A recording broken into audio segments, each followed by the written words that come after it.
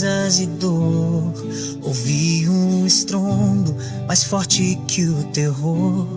A alma tremia, o céu se partiu e o fogo da glória de Deus surgiu. As faces queimavam como carvão ardente, raios cortavam o tempo de repente, como tochas em guerra, girando sem fim. Os seres celestes rugiam por mim, e eu pensei que era o fim, mas o som rasgou a noite assim. Som do relâmpago interior, trovão da glória que vence o temor, ecoa do alto em meio à aflição, explode no peito como um trovão. Som do relâmpago interior, que cala o caos, liberta o clamor, brilhando no fogo, no céu e no chão, me toma de volta pra tua visão.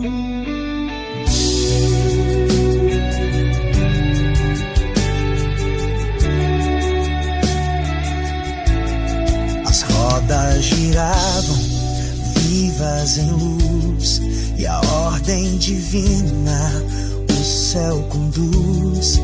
Mesmo na dor, no abismo e na cruz, o som do relâmpago me conduz. Ele vem com fúria, com vida e poder, faz o deserto florescer. Ele é resposta ao grito do chão, é fogo que acende o coração. E quando penso que vou cair, ouço a voz de Deus rugir. Som do relâmpago interior, trovão da glória que vence o temor, ecoa do alto em meio à aflição, explode no peito como um trovão. Som do relâmpago interior, que cala o caos, liberta o clamor, brilhando no fogo, no céu e no chão, me toma de volta pra tua visão. O som que arde e não se cala, a luz que rompe a noite embala, os olhos vivos, a chama e o véu, anjos girando no céu, no céu. Som do relâmpago interior, trovão da glória que vence o temor, ecoa do alto em meio à aflição, explode no peito como um trovão.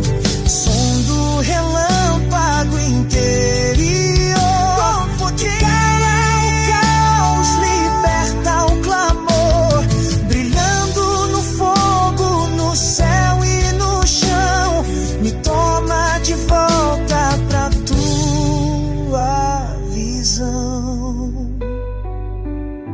E no silêncio que o medo deixou, brilhou o som do teu relâmpago interior.